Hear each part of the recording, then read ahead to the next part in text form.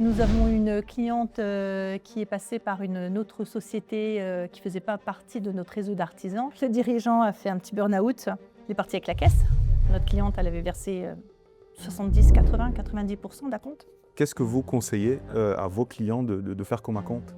30%, hein. Pour moi, 30%, c'est correct et c'est au démarrage du chantier. Une question à se poser, c'est que quand l'artisan vous dit « Eh bien, écoutez, donnez-moi 50% d'acompte, je démarre dans 6 mois » et qu'il encaisse l'acompte, généralement, c'est pas bon.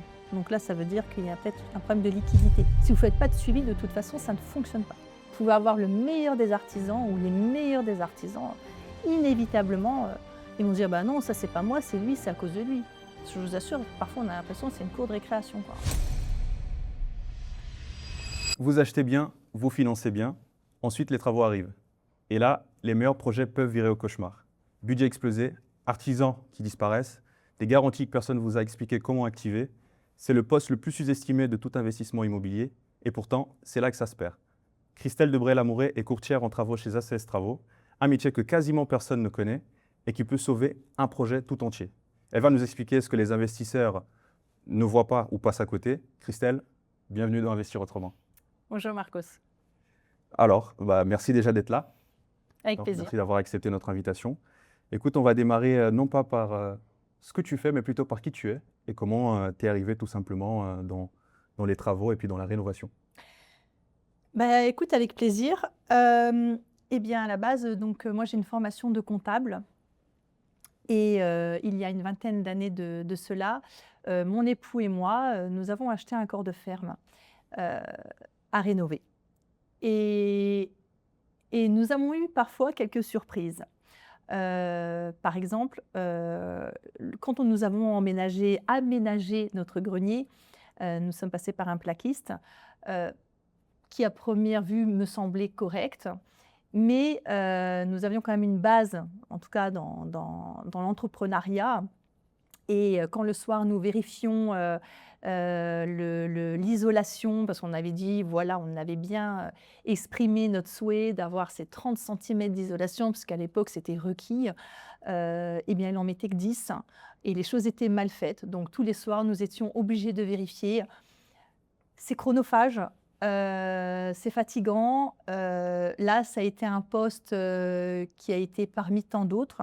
Alors, bien sûr, on a eu aussi de très belles surprises, mais nous avons eu aussi d'autres surprises avec des carreleurs qui n'ont pas respecté des délais d'intervention, des délais de fin de chantier, où il part en vacances et il nous laisse tout le matos dans le salon. Et il part presque un mois en vacances. Et là, on se retrouve avec des seaux d'eau, des outils, de l'outillage. Et là, on se dit, en plein été, et là, on se dit, mais c'est pas possible. Plus de nouvelles. D'accord. 6 mois plus tard, il nous a téléphoné pour savoir s'il pouvait récupérer son matériel. Et là, on s'est dit, par rapport à ça, quand mon collaborateur dans la vie professionnelle, mais aussi intime, parce que c'est mon mari, a eu une opportunité d'évolution, on lui a proposé un poste en tant que responsable manager, en tant que dans une société de courtier en travaux, on s'est dit, ouais, c'est pour nous. C'est pour nous parce que, alors, en plus, le soir, quand nous avions un peu le temps, on adorait de regarder des émissions de rénovation. Et c'est vrai qu'on se disait, mais c'est simple et compliqué en même temps.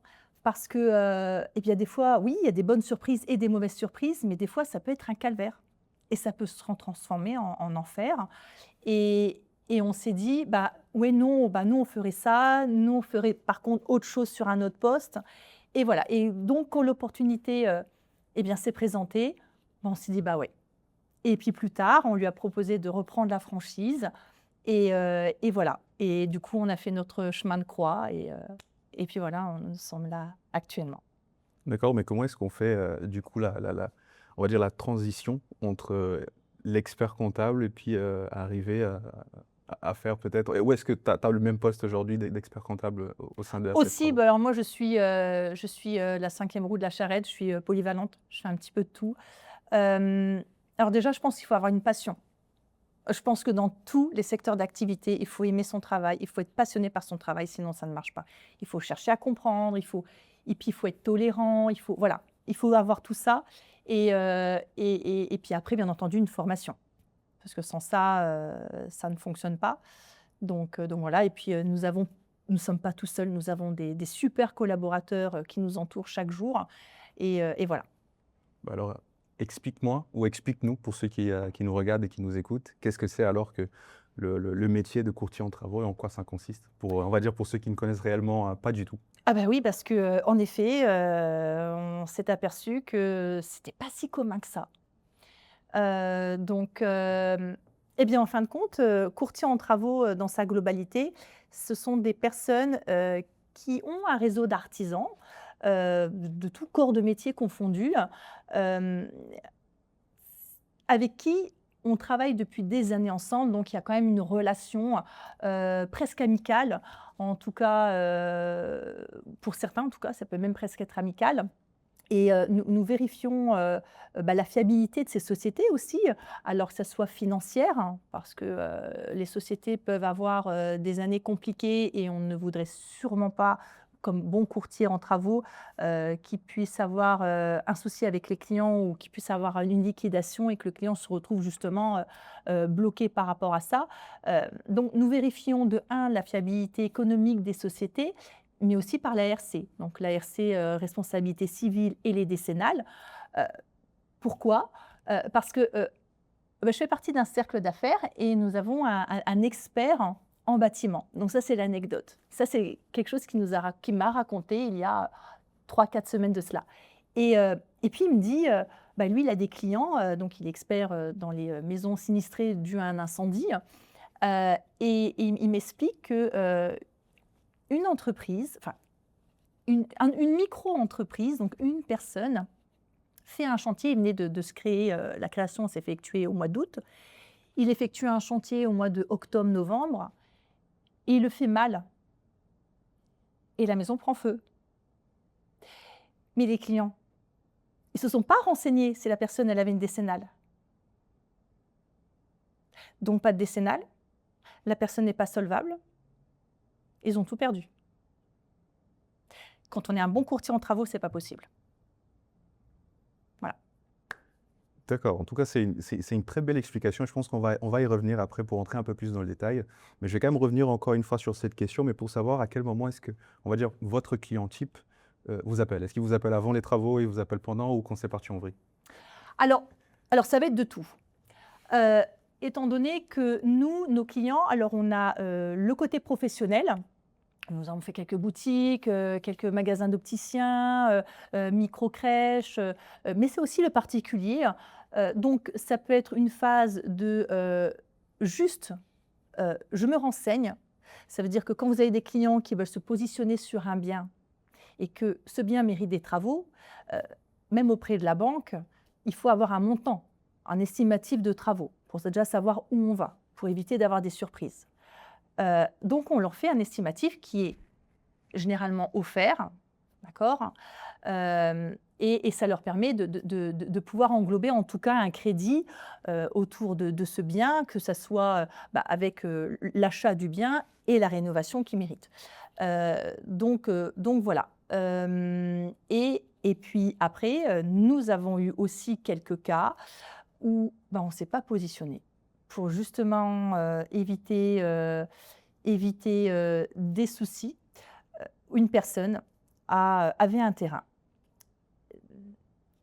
n'a pas fait, un sondage de terrain, qui est pourtant obligatoire. Il construit la maison, mais il a fini pas, hein, il y avait que 4 murs et la toiture. Et là, vous aviez constamment au sous-sol 80-90 centimètres d'eau. Le problème, c'est que c'est fichu. Donc la personne se retrouve, presque en dépression parce qu'elle se retrouve à un moment donné dire: «Je fais quoi? Je ne peux pas continuer les travaux, la maison n'est pas vendable». Voilà, donc là, sur ce dossier, on ne s'est pas positionné parce que, on n'a pas maîtrisé du début, donc on ne sait pas les fondations, on ne connaît pas la société, cette société ne faisait pas partie de nos artisans, donc on ne savait pas ce que la société avait fait au niveau des fondations. Donc on ne s'est pas positionné, point barre. On n'a pas risqué parce que, déjà, ça aurait été, peut-être d'ailleurs sans doute une mauvaise publicité. Et puis après, il faut savoir que le dernier intervenant est le responsable. Donc parfois, je pense qu'il faut savoir se retirer, mais il faut faire justement très attention. Il faut vraiment être soucieux des RC, des décennales. La France, c'est un merveilleux pays parce qu'elle vous met plein de dispositifs qui sont parfois essentiels et il faut s'y tenir parce que ça peut vous gâcher la vie. Voilà. D'accord, donc si je retiens bien, donc le client il peut venir te voir, que ce soit au début, au milieu, ou même quand on s'est déjà construit, s'il a un pépin, quoi.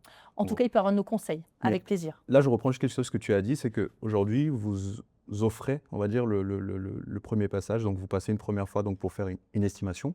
Alors, comment est-ce que vous faites pour savoir si le client va aller jusqu'au bout? Parce que sinon, il peut vous faire passer une fois, 2 fois, 3, 4, 5 fois. Comment est-ce que vous faites? Eh bien, c'est pas grave, c'est notre travail. D'accord. Tant que le client est satisfait, nous, ça nous convient. On peut passer plusieurs fois. Si à ce moment-là, l'estimatif, parce que notre estimatif, il est le plus précis possible par rapport au devis, justement pour qu'il ne puisse ne pas avoir de surprise. En fonction des matériaux qu'il souhaite utiliser, du secteur, hein, si c'est un secteur qui est protégé par les ABF, voilà. Les ABF, ça, voilà. Donc là, à ce moment-là, s'il décide de passer par nous, bah, très bien. Et s'il ne le fait pas, bah, c'est pas grave. Nous, c'était avec plaisir. Parce qu'à un moment donné, vous pouvez faire 10 clients, il y en a 2 ou 3 qui vont souhaiter passer par nous, et bien c'est très bien, c'est le jeu. Il faut le prendre comme un jeu. D'accord, et justement, on va parler du devis. Comment est-ce que tu le vois? Est-ce que c'est plutôt une promesse ou un engagement juridique? Parce que j'ai l'impression que les gens, des fois, confondent les deux, et ça même parmi mes clients, hein. Bien, alors, bah, nous déjà, dans un premier temps, c'est un estimatif. Ok. Donc, quand nous avons des clients qui se positionnent sur un bien, et même s'ils le signent par nous, si ça passe pas par X raisons et que la vente du terrain ou du bien en tout cas ne se fait pas, c'est pas grave. On va pas engager une procédure parce que on est humain. Donc le but c'est d'être compréhensif par rapport à la situation. Après, les cas peuvent être différents. Si la personne elle a signé les devis et qu'elle est de mauvaise foi, je pense qu'il faut adapter les situations en fonction des cas. Je pense. Voilà. Un décès, un divorce, il y a des choses qui peuvent se comprendre et il faut s'adapter parce que je pense que courtier en travaux, c'est aussi de l'humain. Et voilà. Tout à l'heure, tu parlais de la décennale et d'autres assurances, d'autres garanties, je ne sais pas comment on pourrait RC, appeler ça. responsabilité civile. Mais justement, pour revenir sur la décennale, qu'est-ce qu'il faut peut-être regarder? Ou plutôt, qu'est-ce qu'elle couvre ou qu'est-ce qu'elle ne couvre pas? Alors, quand vous avez une décennale, déjà, c'est sur 10 ans. Donc, ça va couvrir sur la partie qui a subi, en tout cas, une malfaçon. Ce n'est pas l'assurance dommage-ouvrage. Donc, l'assurance dommage-ouvrage, quand vous construisez, vous n'avez pas le choix. D'ailleurs, les banques, souvent, vous la réclament.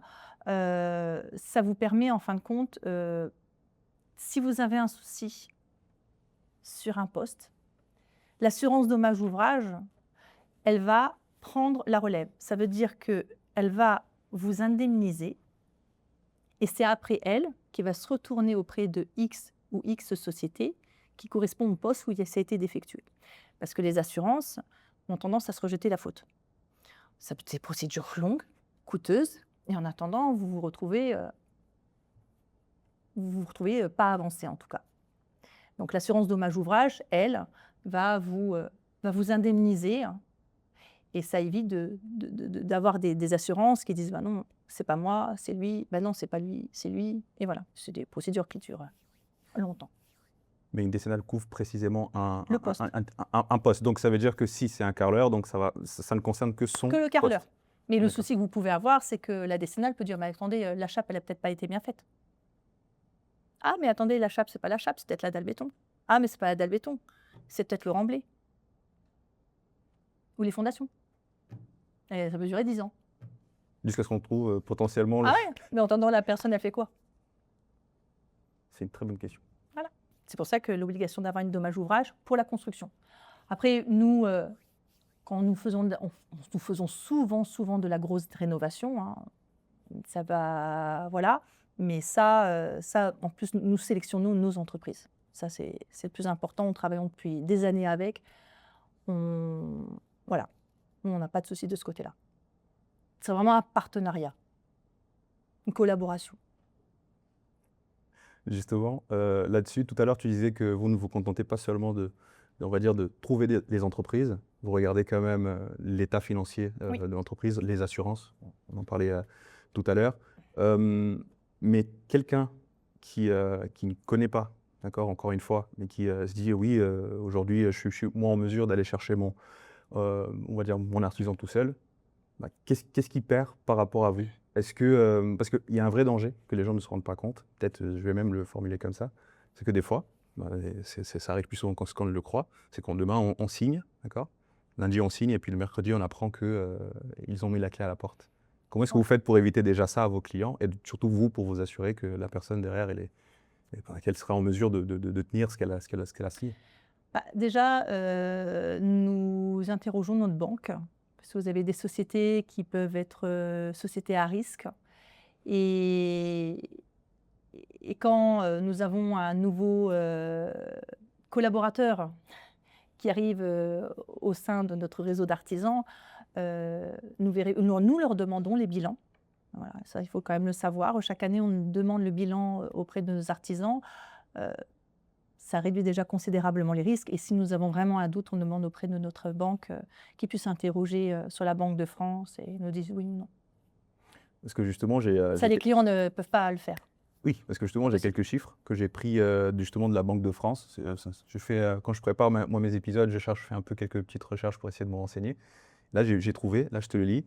Donc, c'est une étude menée par la Banque de France donc en 2024 où ils disent plutôt que plus de 12 500 entreprises du bâtiment en défaillance en 2024, soit 18% de plus que 2023. Et justement, le BTP est l'un des secteurs les plus touchés. Bien sûr. Donc tout le travail que vous faites en amont, c'est justement pour vous protéger, pour protéger vos clients finalement. Exactement. Ah, mais parfaitement. Nous avons une cliente qui est passée par une autre société qui ne faisait pas partie de notre réseau d'artisans. La société, le dirigeant a fait un petit burn-out. Il est parti 3 semaines dans les pays de l'Est, laissant femmes et enfants ici. Il est parti avec la caisse.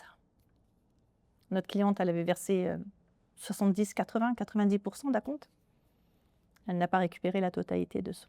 Et pourtant, à titre, puisque c'était une très bonne cliente, on a essayé de faire le côté administratif, puisqu'elle n'est pas résidente en France. C'est aussi un investissement pour elle. Et on a essayé de faire les démarches administratives, en tout cas réduire pour elle le temps. On a pu récupérer une partie du matériel, mais d'un montant à peu près de 40 000 € par rapport aux 80 000 €, 78 000 € qu'elle avait versés. Ça limitait la casse, mais ce n'était pas encore ça, quoi. Parce qu'elle n'était pas passée par un réseau d'artisans à nous. Elle avait voulu passer par une personne qui lui avait conseillé. Finalement, qu'est-ce que vous conseillez à vos clients de faire comme un compte? Est-ce que c'est 10%, 20% de la somme? Alors déjà, pour éviter peut-être déjà d'en arriver sûr. peut-être à là, même si vous êtes derrière. Hein, Oui. Mais est-ce que vous conseillez? À titre général? Oui. Déjà, à titre général, un artisan... alors, je sais que la menuiserie extérieure, c'est encore différent, c'est un poste différent. Ça peut être un poste à risque, parce que souvent, ils vous demandent 80 ou 90% d'acompte. Et les 10 ou 20% à la fin, quand les fenêtres sont posées. Pourquoi? Parce qu'ils ont commandé une dimension de fenêtre et si le client il dit ben non, c'est pas possible pour moi, au final je vais partir sur autre chose. Lui, il ne peut pas financièrement se retrouver avec des fenêtres avec une certaine dimension, il ne pourra pas les écouler.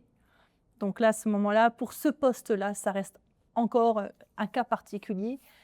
Mais concernant les autres postes, 30%, hein. Pour moi, 30%, c'est correct et c'est au démarrage du chantier. Ça veut dire que si la personne, ça peut être aussi, comment pourrais-je dire, une question à se poser, c'est que quand l'artisan vous dit, eh bien écoutez, donnez-moi 50% d'acompte et je démarre dans 6 mois, et qu'il encaisse l'acompte, généralement, c'est pas bon. Parce que le chantier démarre dans 6 mois, il va pas payer votre matériel dans 6 mois. Donc là, ça veut dire qu'il y a peut-être un problème de liquidité. Ça, c'est aussi une une surveillance à avoir, hein. Si par contre, l'artisan, encaisse, son acompte, quelques jours avant, une semaine avant, ça reste raisonnable. Donc voilà, ça il faut avoir de la précaution dessus. Et puis, après vous avez, un outil qui est merveilleux, Alors, dis-nous. internet. Ah, alors explique-nous comment l'utiliser. Eh bien internet, ça peut être, bien entendu, vous avez des sociétés qui peuvent être défaillantes parce que, certaines conjonctures peuvent la rendre défaillante. Mais vous avez un outil, qui vous permet, de regarder la solvabilité des sociétés. Vous avez, un site, société défaillance, 67, vous allez avoir une liste de sociétés qui est défaillante. Ça peut vous aider à se dire: «Bon voilà», parce que, si, la société se retrouve en redressement, ça arrive, ça peut arriver dans une vie, hein, ce n'est pas grave, hein. La société, peut redresser la barre, et écouler ses dettes sur 10 ans. Ça peut arriver. Mais vous en avez d'autres qui, n'ont pas les reins solides et qui, n'auront pas le choix de fermer et là, vous n'allez pas pouvoir récupérer votre dû. C'est ce qui s'est passé pour notre cliente. Et Notre juste- cliente qui a perdu, qui a récupéré à peu près, 40 000 € de matériel. Il y avait de la cuisine, salle de bain, tout ça, du parquet. Elle a un manque à peu près à gagner de 40 000 € 40 000 € à peu près. Donc là, même avec une procédure judiciaire, si la société n'est pas solvable, qu'est-ce que vous voulez faire? Vous ne pouvez pas récupérer votre dû, donc à ce moment-là, vous vous mordez les doigts. D'où l'intérêt quand même de faire attention au montant que vous versez. Il ne faut pas que ça soit non plus onéreux. Généralement, on est à peu près à 30 % et ça me semble correct. Mais dans ces cas-là, là, je vais même parler peut-être d'un point de vue peut-être un peu plus juridique. Dans le cas de ta cliente, dans ces cas-là, enfin, je veux dire, on n'a rien qui protège d'autres, je veux dire, juridiquement. C'est-à-dire qu'on doit vraiment rentrer dans des démarches et puis attendre jusqu'à ce que ça se fasse. Pas trop le choix. Pas trop le choix. Et voilà. D'accord. Parce que, Donc là, on lui a en plus, son avocat, son premier avocat, la pauvre, quand on le sort, s'acharne sur vous. Son premier avocat lui avait soutiré une somme, mais astronomique, pour juste un document. Et ce document, je lui ai fait à titre gratuit, parce que je pense qu'elle le méritait. Et il lui avait demandé 12 000 € pour une fin. Bon, voilà. Donc, je lui ai transmis les coordonnées d'un de nos avocats, qui est sérieux.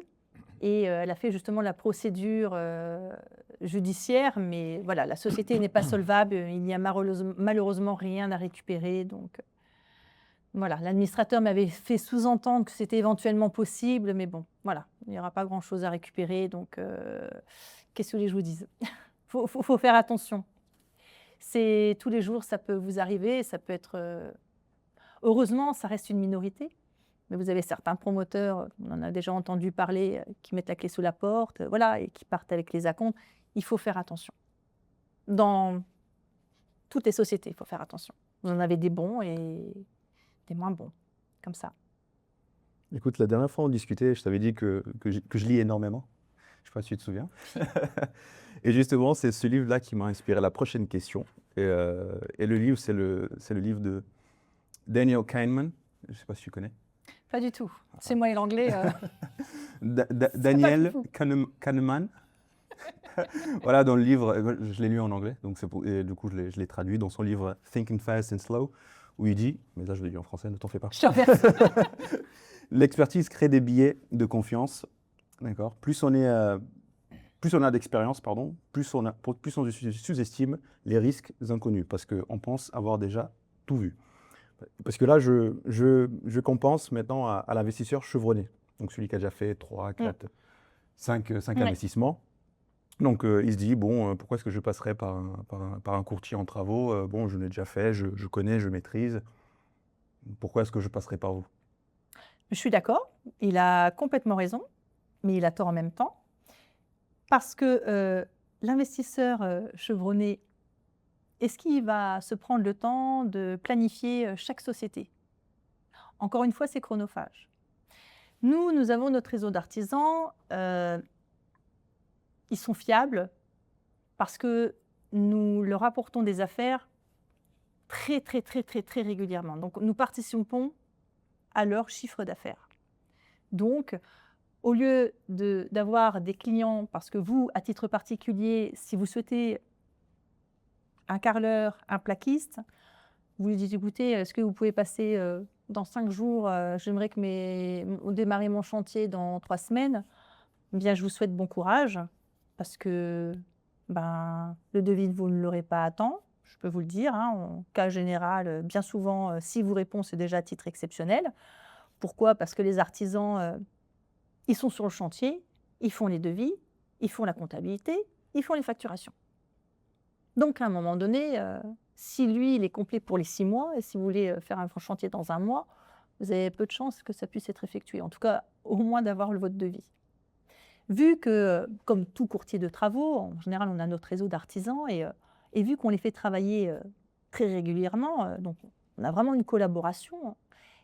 À ce moment-là, on leur dit: «Écoute, nous sommes lundi, est-ce que tu peux passer jeudi ou vendredi?» «Il y a pas de problème, je passe. Il me faut le devis, 3 jours après». «Il y a pas de problème, c'est bon pour moi». L'investisseur qui n'a pas son réseau d'artisans, je suppose qu'il va souhaiter louer son bien ou le vendre. Donc il faut que une fois qu'il a acheté son bien, il faut que ça soit rapide. Il faut que la liquidité rentre le plus rapidement possible. Est-ce que vous croyez que et le plaquiste, la menuiserie extérieure, le carreleur, l'électricien, vous avez coordonné tous ces métiers en 15 jours? Ah bien, bon courage. Donc chaque poste, bah, vous allez perdre du temps sur un poste, un poste, un poste, un poste, un poste et puis, au lieu de démarrer votre chantier, dans 3 semaines, bah, vous allez démarrer dans 3 mois, vous avez perdu de l'argent. Puis après, il faut faire le suivi de chantier. Donc chaque semaine, il faut envoyer des mails régulièrement aux artisans, aller à 7 heures du matin sur le chantier pour leur dire: «Il faut faire ci, il faut faire ça, il faut faire ça, il faut faire ça, il faut faire ça» et puis chaque poste. Eh bien, si vous avez le temps, eh bien, allez-y, faites. Mais je vous assure, encore une fois, j'emploie ce mot-là, c'est très chronophage. Il faut vraiment, voilà, bah, nous, par exemple, au sein de notre service, on a une collaboratrice qui ne fait que ça. Bah, parce qu'il faut faire ça. Si vous ne faites pas de suivi, de toute façon, ça ne fonctionne pas. Vous pouvez avoir le meilleur des artisans ou les meilleurs des artisans, inévitablement, ils vont dire: «Bah, non, ça, c'est pas moi, c'est lui, c'est à cause de lui». Je vous assure, parfois, on a l'impression que c'est une cour de récréation, quoi. «Ah bah, non, c'est pas lui, c'est lui». Et puis alors, il faut essayer de bidouiller tout ça.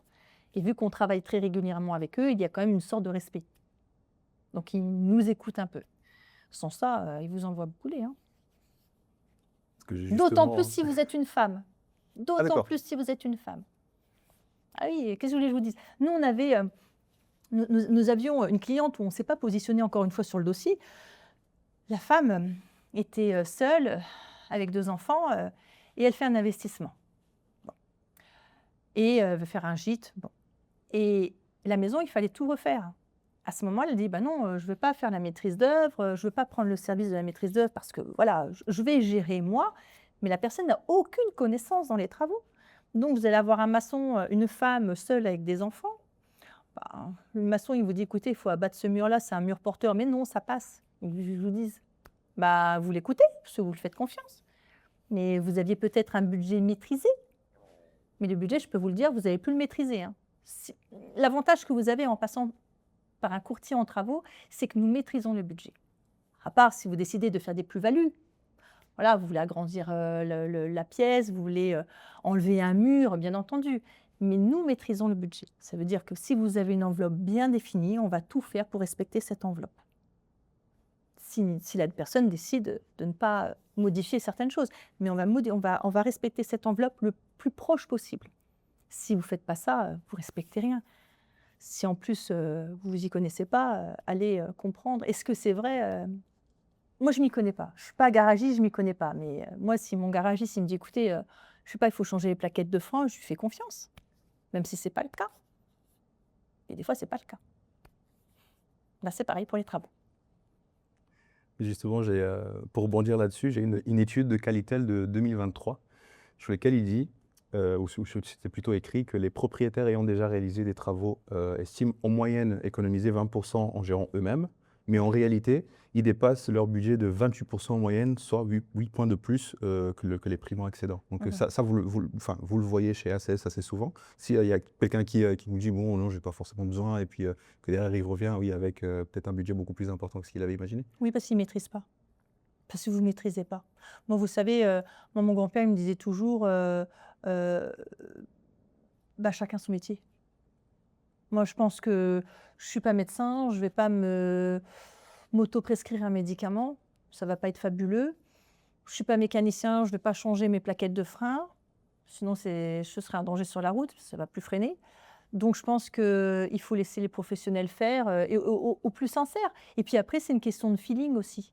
Parce que vous savez, il y a des personnes, on peut faire 10 personnes, c'est comme dans une vie de couple, on peut faire 10 personnes et puis c'est celui-là ou c'est celle-là. Eh ben, c'est pareil dans le monde professionnel. Ça accroche. Il y a un feeling. Il y a des atomes. Ben, moi, je pense que c'est comme ça. On va passer à cette question, parce que ça, c'est une question que je vois souvent, et même dans mon métier, ou des fois, qui me disent, là, je vais te donner un exemple, toujours dans ce spectre-là de pourquoi est-ce que je passerai par vous. Toujours. On me pose souvent cette question. Pourquoi est-ce que je passerai par vous si je peux le faire seul? Et là, c'est un cas concret. Donc, un client qui cherchait un bien. Très bien, super. Donc, on l'accompagne, on trouve le bien, on fait tout ce qu'il y a à faire. Par contre, voilà, il insiste sur le fait de négocier le prix du bien. D'accord? Il insiste, oui, il faut le négocier. Je dis, bah, écoutez, nous, on connaît notre job, on va le faire, ne vous en faites pas, on est là pour ça. Et quand vient le moment de faire, passer les artisans pour les travaux, il fait, non, je connais un cousin, je connais... Et, enfin, je trouve que, c'est comme je disais dans l'intro, on néglige, certes, il faut bien acheter, très bien, mais les travaux, ça peut représenter 30, 40, voire 50% du montant global à se faire financer. Donc, à ce moment-là, qu'est-ce que tu aurais à dire pour ces personnes-là? Qu'est-ce que tu les conseillerais plutôt? Je vais plutôt le dire comme ça.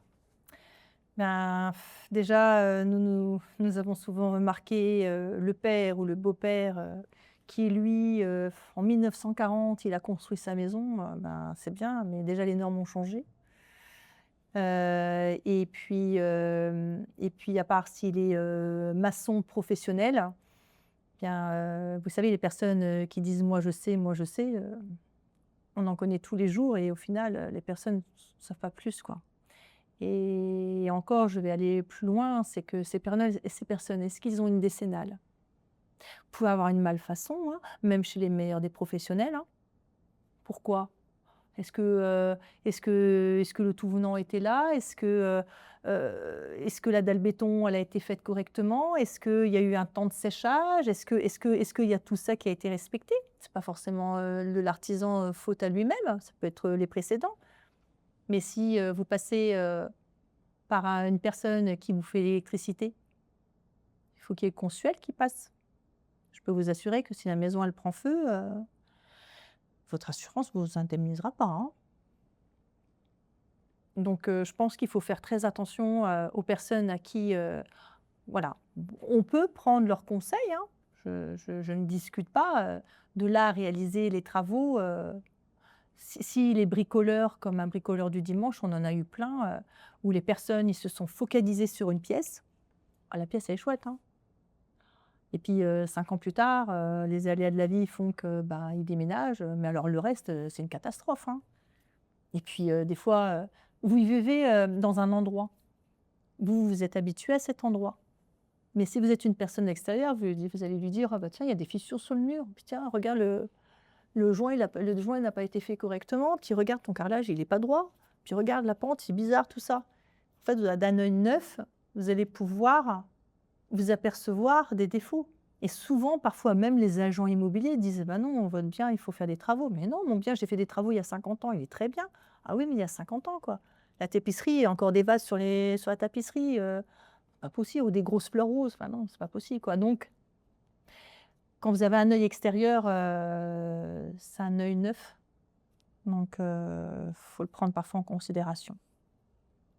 Au moins le prendre en considération. Après, les gens sont libres de faire ce qu'ils veulent.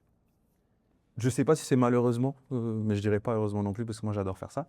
On arrive à la fin de cet épisode aujourd'hui, mais avant ça, hein, on a finalement notre rituel. Donc, je t'explique comment ça se passe. Je vais te lire 3 phrases. Et le but, ça va être que tu nous dises si tu es d'accord ou pas, et puis que tu justifies rapidement. Est-ce que tu es prête? Allez, je suis prête pour le quiz. Allez, c'est parti pour la première. Donc, alors, le moins disant n'est jamais le mieux disant. Le devis le moins cher est presque toujours le plus cher à la fin. Oui. Bah parce que, encore une chose, mon grand-père me disait déjà, numéro 1, la qualité se paye. Et puis, chercher un tarif, je pense encore qu'il faut chercher un feeling. Voilà. Il faut chercher ce petit truc en plus qui fait qu'on ait confiance, mais pas un tarif. Il faut chercher la personne. Il faut que cette personne elle soit compétente, on est d'accord. Mais entre un artisan qui est pas cher, où le feeling n'est pas là, et l'artisan qui a un prix justifié et que le feeling est là, il faut prendre le feeling. On arrivera déjà plus à discuter avec une personne avec qui on a un feeling parce qu'on peut avoir un désaccord en disant écoutez, là je trouve que je ne pensais pas que ça allait être comme ça. On arrive généralement plus à négocier. L'artisan va peut-être plus facilement venir pour un après-vente qu'une personne où il n'y a pas de feeling. Moi, j'en suis convaincue. Moi, je fonctionne beaucoup au feeling. Très bien. On passe à la deuxième. Dans un projet immobilier, les travaux sont le poste le plus sous-estimé et le plus dévastateur quand il dérape. Un budget travaux bien cadré avant l'offre, c'est une acquisition rentable. Un budget bricolé après, c'est un projet qui s'effondre. Quand nous avons... alors oui, quand nous avons acheté notre corps de ferme il y a une vingtaine d'années de cela, notre banquier nous a dit « Ouf, faites attention, le nombre de personnes qui divorcent pour une construction, une rénovation, vous allez voir. » Eh bien, nous, ça a été... on a passé le cap, franchement. Voilà, ça s'est bien passé. La preuve, on est encore là. Mais c'est vrai, c'est énergivore et il faut faire attention parce que il peut y avoir des tensions dans le couple et oui, il faut faire attention. Je ne sais pas si je réponds à ta question d'ailleurs. Si, parce que c'est pas seulement le côté financier, mais là, tu introduis quand même le côté aussi, tout simplement, je dirais personnel ou humain, plutôt, je dirais ça. Donc, qui est de, oui, ça peut, il y a le côté financier, oui, Ah mais il y a oui, le côté aussi, oui, si j'ai pas le temps, parce que pour le cas où les gens le faisaient eux-mêmes, ah oui. ils avaient peut-être un peu moins de Plus de temps. vacances, plus de Mais, week-ends, plus de soirées, plus rien. Mais de l'autre côté, il y a Au bout aussi d'un se mettre certain d'accord, hein. temps, oui. Donc, Oui. ça aussi, ça joue. Donc, oui, tu as très bien répondu, ne t'en fais pas. Allez, on passe à la dernière et on va voir si tu auras la moyenne. Bon. Un courtier en travaux se rembourse sur les économies générées. Comme tous les bons conseillers, on ne les voit pas comme un coût quand on comprend ce qu'ils évitent. Eh bien, on fait gagner du temps, on fait gagner aussi de l'argent. Et ce qu'il faut savoir, c'est que, comme il disait mon collaborateur, on fait un début de démarrage de chantier, une fin de chantier. C'est plus gérable que de se dire, je fais confiance à la personne et puis elle viendra. Nous, ça nous est déjà arrivé à titre personnel. Elle viendra quand elle voudra. Et des fois, vous avez un chantier qui doit durer 1 mois, puis en fin de compte, ça dure sur 6 mois. Donc, oui. Écoute, Voilà. je te remercie. Ce qu'on doit retenir là aujourd'hui, tu me diras si j'ai tout bien dit, hein, c'est que les travaux, ce n'est pas de la malchance, c'est de la gestion. Et comme toute gestion, ça se prépare, ça se cadre, ça se délègue à quelqu'un qui sait. D'accord ? Est-ce que là, on est d'accord? On peut retenir ça aujourd'hui. Je suis d'accord avec toi, Marcos. Alors, si cet épisode vous a appris quelque chose, n'hésitez pas à le partager à quelqu'un qui en a besoin ou qui en aurait besoin. Donc, on était Investir autrement. À très vite. À bientôt.